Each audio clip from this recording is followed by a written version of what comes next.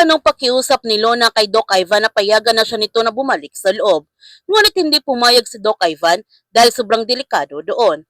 Mga ilang sandali dumating sina Joy at Happy upang kausapin si Doc Ivan kung mayroon ba itong service na pwedeng maghatid sa kanila pa uwi. Ayaw na nilang manatili pa dito dahil na-stress na sila sa mga pangyayari. At ginamit naman ni Lona ang pagkakataon na ito upang takasan si Doc Ivan. Sinabihan naman ni Doc Ivan sina Joy at Happy na may service naman at all the time pwede silang ihatid pa uwi. At nung bumalik si Doc Ivan sa kinaroonan ni Lona, nagulat na lamang siya na wala na doon si Lona.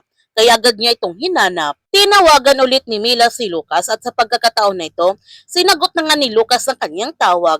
Kaya agad na nga sinabihan ni Mila ang kanyang asawa na umalis na sila ngayon sa ospital. Pero hindi alam ni Mila na narinig na ni Lona ang kanilang pag-uusap at naputol ang pag-uusap nila Mila at Lucas dahil kinuha ito ni Lona ang cellphone. Nakagawa naman ng paraan si Mila na makatakas mula kay Lona, ngunit nahuli pa rin siya ng mga pulis. Nagtataka naman si Lucas sa mga sinasabi ng kanyang asawa dahil hindi nito sinabing dahilan kung bakit kailangan nila umalis ng ospital.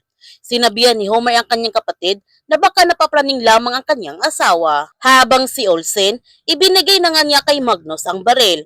Tahimik lamang silang lahat at naghanap ng pagkakataon na atakihin ang mga hostage-taking. Mga ilang sandali dumating sina Emil at Dado. Kinuha kagad ni Emil si Greta, ngunit tumawag si Liam sa comms upang magnegosasyon kay Emil. Pero hindi kumagat si Emil sa negosasyon ni Liam sa kanya at papatay na sana niya si Greta.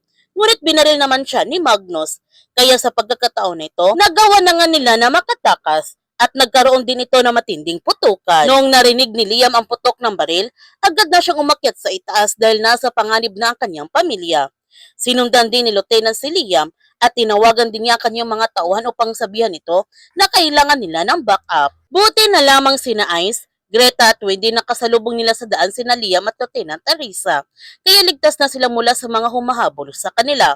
Pero ang iba ay nakikipaglaban pa sa mga hostage-taking. Samantala, ibinigay na nga ni Jacinto kay General ang isang matibay na ebidensya na nagpapatunay na si Greta talaga mastermind sa hostage-taking sa resort. Kaya huwag natin palalapasin ang kapanapanabik ng mga tagpo sa Roja.